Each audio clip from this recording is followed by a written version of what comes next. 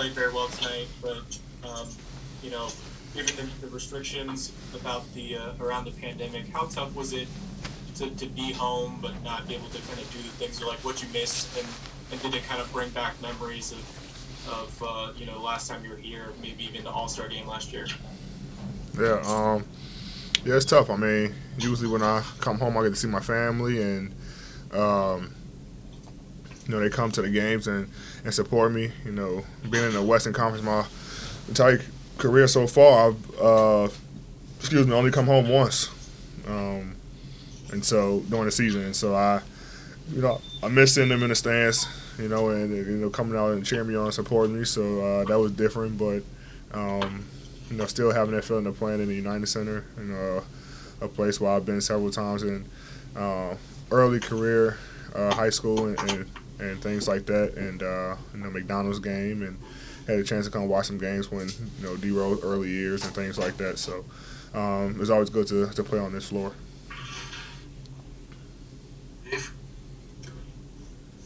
Maybe first of all, did you get your Giordano's? Nah, I switched it up. That's probably what it was. I switched it up this time. Um, I might get some to go for the plane and eat it while I watch the Packers win tomorrow. So, um, I switched it up a little bit. Yeah, I got to follow though. In what ways, if any, have you maybe recognized the magnitude of Kobe's impact beyond what you already knew about him leading up to last January?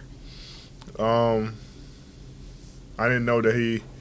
I mean, he reached the basketball community, and inspired the basketball community, but I didn't know, and I knew he was very, very, known and popular, but I didn't know that he impacted so many people's lives outside of basketball, from soccer to football to players overseas to people who don't even play sports. They're all talking about the Mamba mentality, and I didn't know how impactful he was worldwide.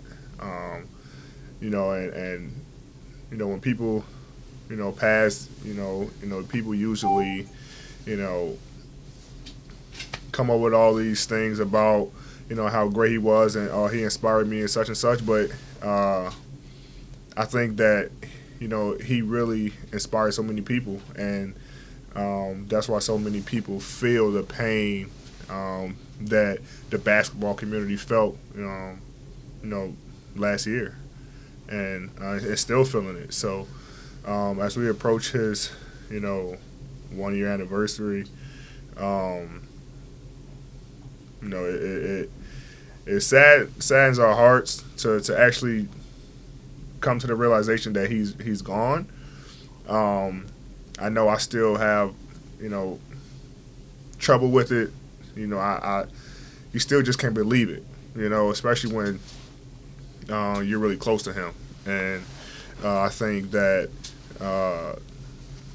you know, just playing back everything on that day, and then, you fast forward to a year later, where we're going back to Philly and on almost the same exact day. It's just crazy, to really come to the realization that he's gone. So I think, to answer your question, I just didn't realize how many people he impacted worldwide. That's outside of the basketball community. Well, hey, D, you and LeBron kind of took the torch from Kobe with this franchise and to be the faces of and the superstars leading this franchise. What kind of weight was that on you last year to be, a face of this organization in the face of that tragedy? And how do you think it might have changed your relationship with, both the city of Los Angeles and with the organization? I don't think it was that much pressure at all. Um, you know, I leaned on Brian. Brian leaned on me, and the organization just kind of helped us out with that. And it wasn't, pressure of we got to do what Kobe did. Because before the tragedy, he would just tell us to go out there and just play basketball. There's no pressure. I would talk to him all the time, and and then when the tragedy happened, it was more so, let's do it for him. And that's what we end up doing. all last year. And even when we play now, I mean, it's still in the back of our minds that we're playing for, Kobe, his family, and to help the city of LA. And I think it just brought a ton of joy to our city when we won, because the entire year it was, heavy hearts about the tragedy. And when you win, it kind of just brings, a little bit of joy back to the city.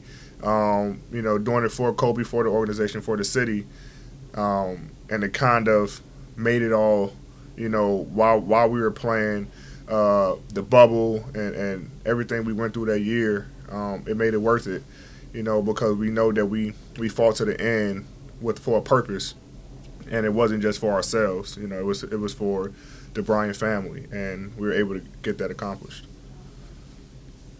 We'll take one more question, Dan. Yeah, along those lines, I mean, you just said it yourself. I mean, you guys had that moment in the bubble, right? Like that you had set out that goal that we were going to do this for Kobe. How did those moments along the way, things like the shot in the Mamba jersey and those things, when did that stuff like really land for you that this was a title that was bigger than just yourselves? Do you still think about that? Yeah, we still think about it. And it was January 26th of last year when it happened. From that point on, we were like, we have a purpose. And from that day on, to this day, we Mamba on 3 anytime we bring it in, because we still want to recognize, and that he's a part of our organization. And ever since the tragedy happened, we had a mindset that this is bigger than, ourselves. And we had that approach. And there was so many signs in the bubble that he was there with us. Like, we had a different approach every time we had the jerseys on.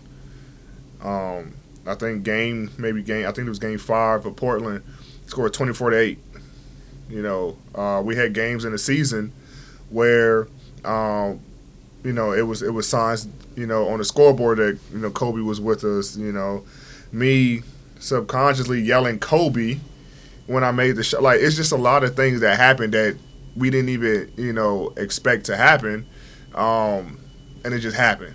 And that showed us that it was destined for us to win the championship for him. And that was our approach last year, and it's the same approach this year.